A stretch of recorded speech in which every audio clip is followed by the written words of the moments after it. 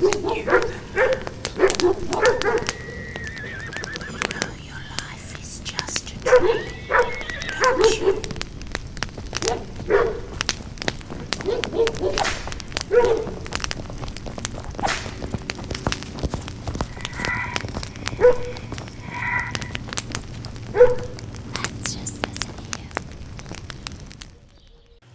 August 1831, in the quiet woods of Southampton County, Virginia, a storm was brewing. Nat Turner, a man born into slavery and claimed by prophecy, was about to unleash the deadliest slave rebellion in United States history.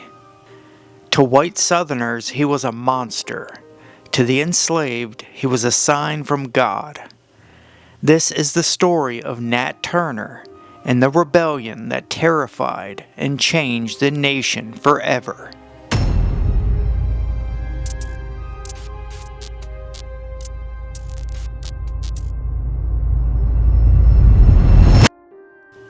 Nat Turner was born into slavery on October 2, 1800, in Southampton County, Virginia.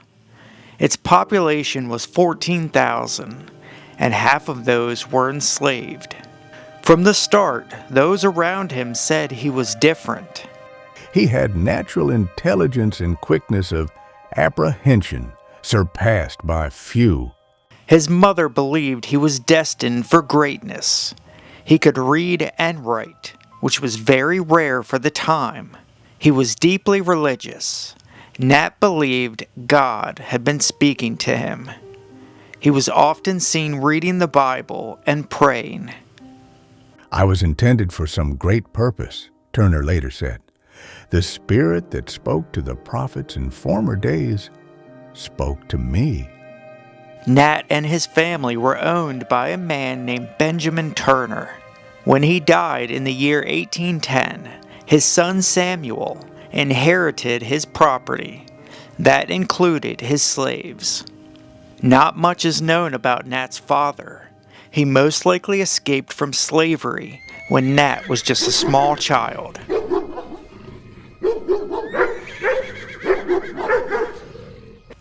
Nat grew up in a world built on cruelty. Enslaved African Americans in the Antebellum South lived under constant threat of violence, family separation, starvation, and death. In Virginia, over 40% of the population were enslaved. The economy relied on it. The cultivation of crops like tobacco and cotton were the primary driver for the demand for slave labor. In 1821, America was a young nation. James Monroe is the 5th President of the United States of America. Florida is purchased from the Spanish and becomes an American territory. And a young Nat Turner began work in the fields. When Nat was 21, he ran away from the plantation. He spent about 30 days living and hiding in the woods. He received a vision, telling him to return to his earthly master. Nat was sold to a man named Thomas Moore. After his death, Nat was passed on to Joseph Travis in 1830. Nat taught religious services, reading the Bible to his fellow slaves. They called him the prophet. He believed that he was receiving visions from God. While working in the fields, he witnessed visions up in the sky. He believed that God wanted him to organize a rebellion. He continued preaching and growing his following. By the late 1820s, Nat was convinced that God had chosen him to lead his people out of bondage. But he waited for the right moment, the right sign. That sign came in February of 1831. Nat witnessed a solar eclipse. The moon blotted out the sun, casting the world in an eerie, unnatural light. He saw this as a divine confirmation. The time had now come.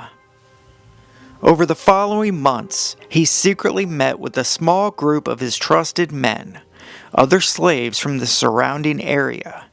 Together, they forged a plan.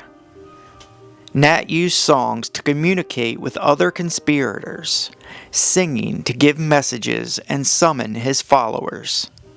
A rebellion, a righteous cleansing. Blood would run so others could be free.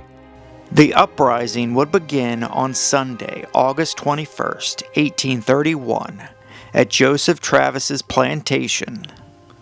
They arrived and armed themselves with whatever they could find: knives, axes, farm implements, blunt objects. They would strike at night, when the enslavers were most vulnerable. Then they would march from house to house, plantation to plantation, killing every white person they encountered, sparing no one, not even women or children, were safe. Their goal: to free slaves, gather momentum, and possibly make their way to the Dismal Swamp, or even beyond.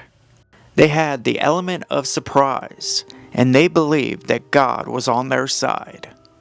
In the early hours of August 21st, 1831, Nat Turner and his followers made their move. The first to die were the members of Joseph Travis's household, Turner's own enslaver. Axes and knives were used. No guns, no shots. Silence was key. It was fast and brutal. The killing had begun.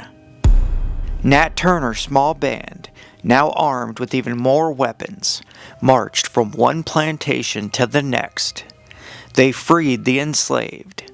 Some joined the cause. Others watched in horror or confusion. By mid-morning, the rebels were 40 men strong. Some were teenagers. Many had never fought before. What made Nat Turner's rebellion so feared then and now was its method. They did not kill just the slaveholders. They killed entire families, men, women, and children. Turner recruited more men from every plantation, amassing more than 70 followers.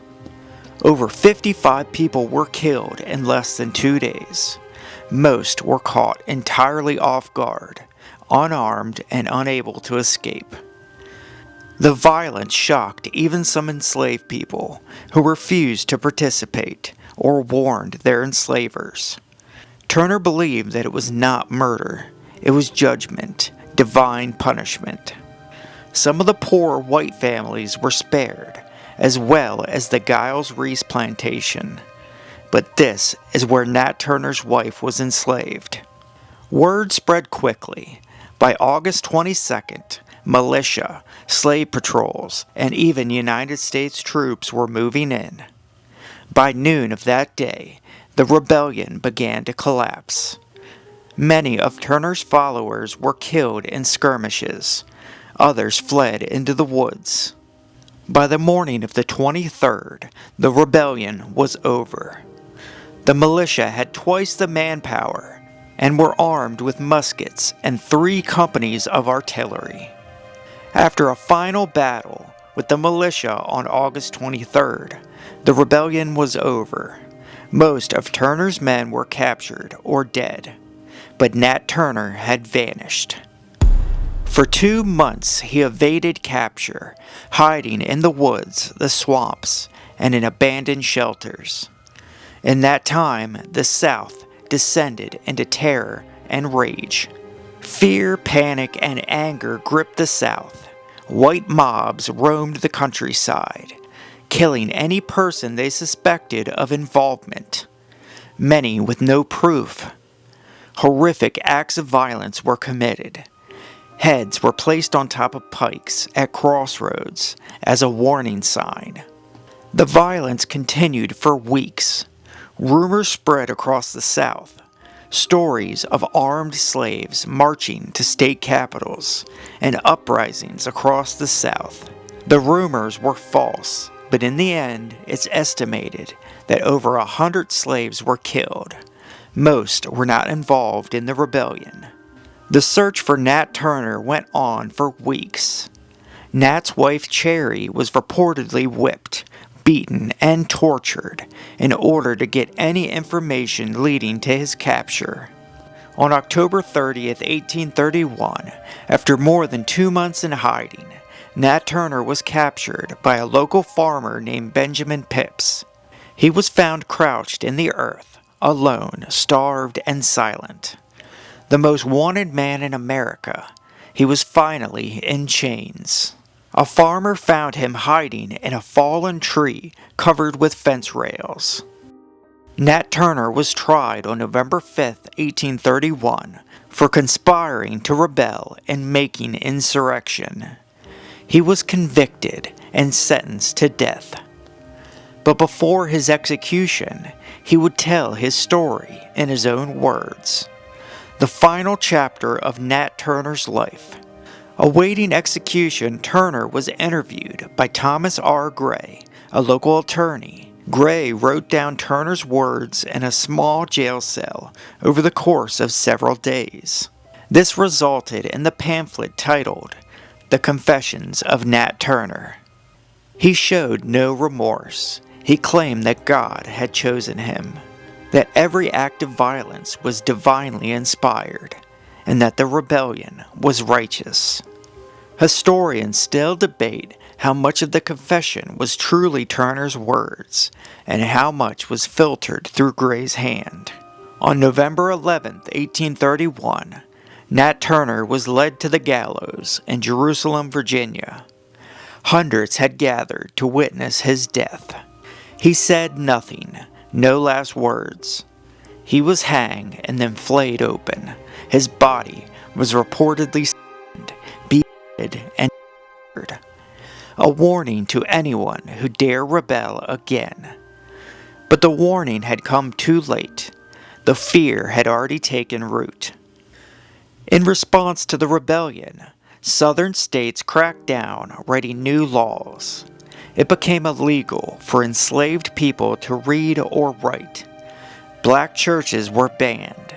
Free black people were forced to carry papers and banned from owning weapons.